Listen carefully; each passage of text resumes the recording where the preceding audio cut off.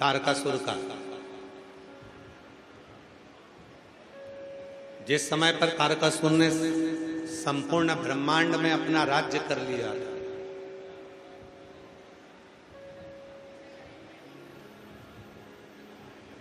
पूरा ब्रह्मांड, पूरा संसार तारकासुर ने अपने अधीन कर लिया था।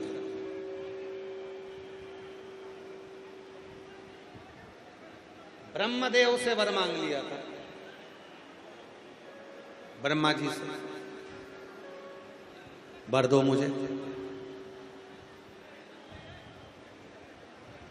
अगर मैं मरूं तो शिव जी के पुत्र के द्वारा मैं ये वर प्राप्त कर लिया। पर तारकासुर के मन का एक भाव था कि मैंने ब्रह्मा जी से वर जरूर मांगा कि मैं शिव के पुत्र के द्वारा मरूं, और ब्रह्मा जी ने तथास्तु भी कह दिया है, पर समझ में ये नहीं आता कि देवताओं को तो श्राप लगा है कि तुम्हारे घर में संतान नहीं है। ये देवताओं को तो श्राप है ना कि उनके घर में संतान नहीं होगा। देवताओं को तो श्राप लगा कि उनके घर में औलाद नहीं होगी, संतान नहीं होगी, संतान की प्राप्ति नहीं होगी, संतान का सुख नहीं आएगा। और ये श्राप किसने दिया था? पिपलाद की मां सुवर्चा, कि मेरा बच्चा गर्भ में है और देवताओं ने अपने हित के लिए मेरे पति को मार दिया।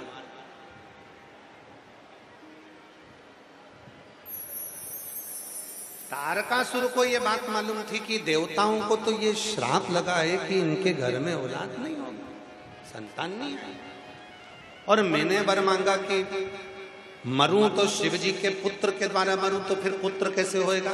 जब श्राप लगा है देवताओं को कि औलाद नहीं होगी, तो फिर औलाद होगी कैसे?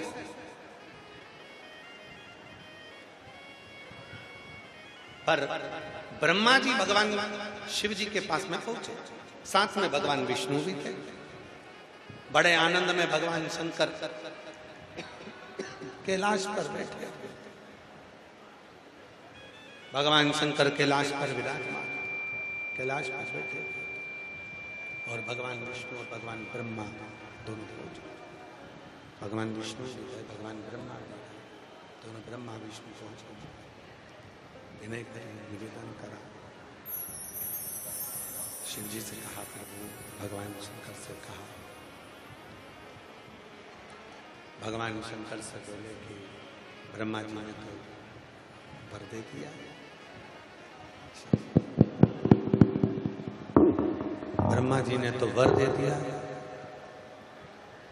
और ब्रह्मा जी ने वर दिया है कि तारकासुर की मृत्यु शिव के पुत्र के द्वारा होगी, भगवान शंकर के पुत्र के द्वारा होगी। ये तो वर दिया, पर सारे देवताओं को तो श्राप लगा है कि इनके घर में औलाद नहीं होगी।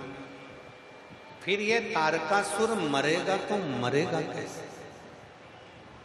ये तारकासुर का अंत कैसे हो? भगवान नारायण ने एक बात कही, देवता का काम है विधान लिखना,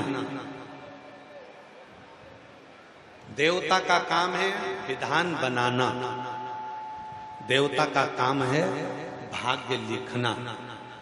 पर लिखे हुए भाग्य को पलटने की जवाबदारी तो केवल एक में ही है, और वो देवाधिदेव महादेव। कोई पलटेगा नहीं पलटेगा। लिखे हुए लेख को पलटने की अगर कहीं बल है, लिखे हुए लेख को पलटने का अगर कहीं बल है, तो वो देवाधिदेव अकाल मृत्यु वो मरे जो काम करे चंडाल का, काल उसका क्या बिगाड़े, जो भक्त हो महान। जो शिव का उपासक है, जो शंकर की भक्ति करता है, जो शिव की साधना में डूबा हुआ है, जो शिव के स्मरण में डूबा हुआ है, जो शिव भक्ति में रमा हुआ है, तो काल भी सम्मुख नहीं आ सकता। बस उसके स्मरण को करो।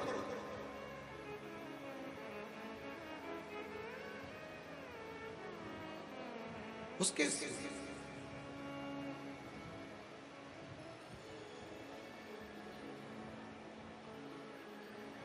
वो कहते हैं ना महाराज,